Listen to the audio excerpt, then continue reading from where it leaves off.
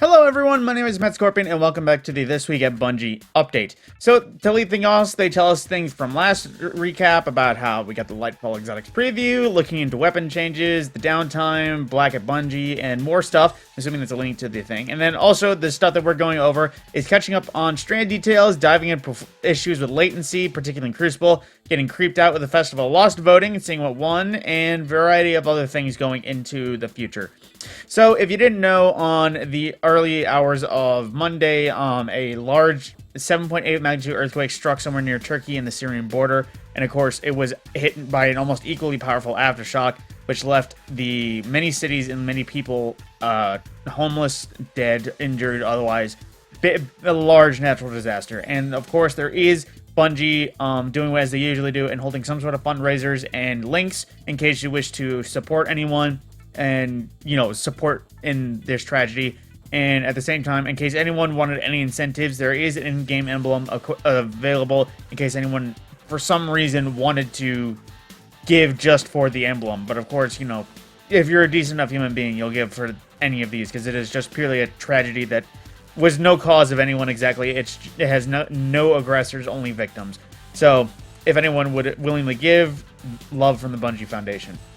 Now, going into Destiny stuff, so of course we got to look at Strand, some of the fragments, some of the details of how it works for all our subclasses, and we get some more visual. Now, they also, oddly enough, they skip into something else. Talking about latency, apparently we've been having a lot of issues with that, with problematic relays being taken offline, supposedly, from a bunch of stuff, but basically, people know that there is issues with latency, so they have started implementing changes. If it doesn't change it, then it will hopefully be started by the end of this season, start of next season. So they're also adjusting some things. So in case you did not know, they are adjusting Strand. So as you know, with some neutral game finishers, they're subclass dependent. So they already show us that in case you have a neutral game shader, you will have Strand green effects for finishers and variety of other things that need coloring, as well as Moments of Triumph armor that has subclass-based glows, also getting access to a Strand glow right off the bat, unlike what we did for Stasis. But then a variety of other things, Antaeus Ward ornaments, no backup plan and ornaments, ghost projections, those will also get good looks of green to mix.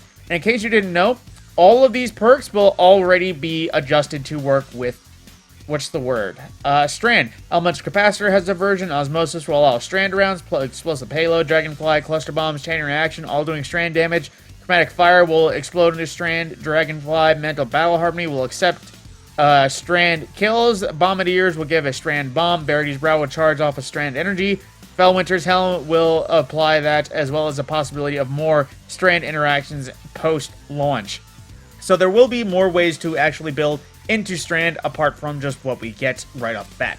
So they actually wanted to give us an update. Further on, they're actually removing more of the needs for crafting. So at the, initiative, where was this? Crafting Lightfall is part of the initiative to integrate weapon crafting into the broader core economy, completely removing resonant elements from the game. Standard currency such as Glimmer, Enhancement Cores, etc. will replace the element costs.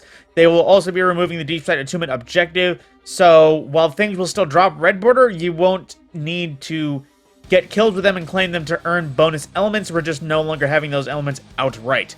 While resonant and harmonic alloys will still be used at post-launch, they're also looking to overhaul these currencies later in Lightfall. Standard alloys will remain as is for now. So that is something that is brand new, actually. So this wasn't anything that was expected. This is a recent development.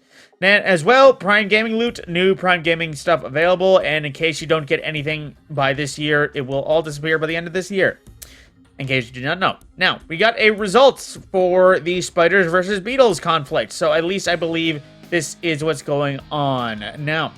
So Hunters won for Team Spider, Titans won Team Spider, and Warlocks won Team Beetle. So if I think that means what it means is that we will have 2 Spider sets and a Warlock set available for the variety of classes. I know if you didn't win, that sucks. You'll be stuck with whatever other class gets it, but at the same time, I know this has been going on for a while because I know last year I thought the mech armor was really stupid and bland. I would much rather have had my Godzilla Hunter over random basic armor Hunter.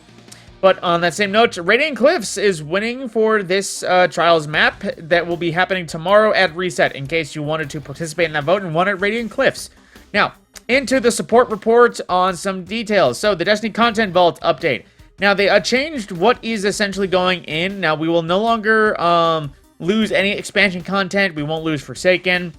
Well, actually, no, we did lose Forsaken. We won't lose Shadowkeep, any of those, Beyond Light, Witch Queen, won't lose any of those campaigns or destinations, but we can expect to see most of the stuff from the past physical year of seasons going into the Content Vault, excluding, PsyOps Battlegrounds and the Heist Battlegrounds, which will be added to the Vanguard Ops playlist, the way that the Battlegrounds from Season of the Chosen were added to the Strike playlist. So we'll have a lot of variety in there for grinding things out.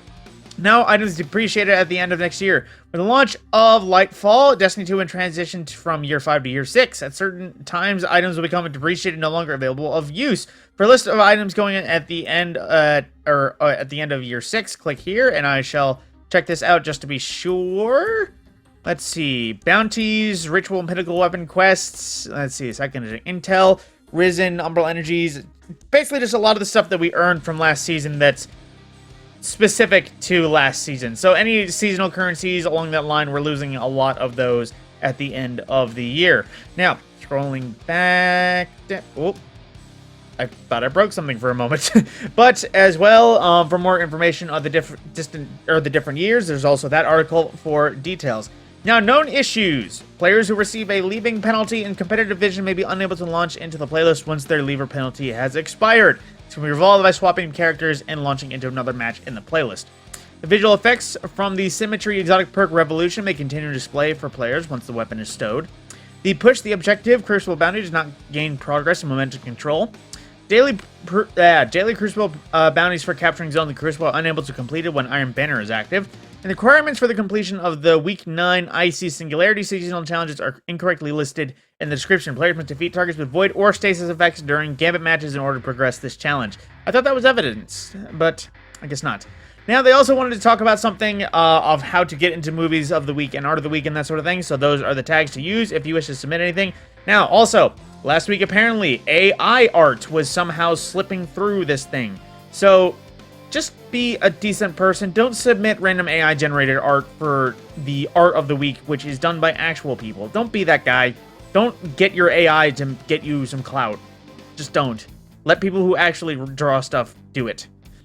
Now, also, friends that join in, emblems take time, and we've seen instances where 2 to 3 folks working on the video suddenly turn into 20 or more, and often the same names circulate on significant thing. But to keep these going, we needed to change the simple rule that still applies from before. Any person involved must be listed in the original posting for any art or movies of the week submissions. Late editions will not be included. However, we're adding one more thing to note. Please ensure that all Bungie profiles are included in the initial post. Threads at the same time are fine. And that the number of creators does not exceed 7. We hope this change will keep the process for awarding art and movie emblems honest, and sometimes that indicates a celebration of community.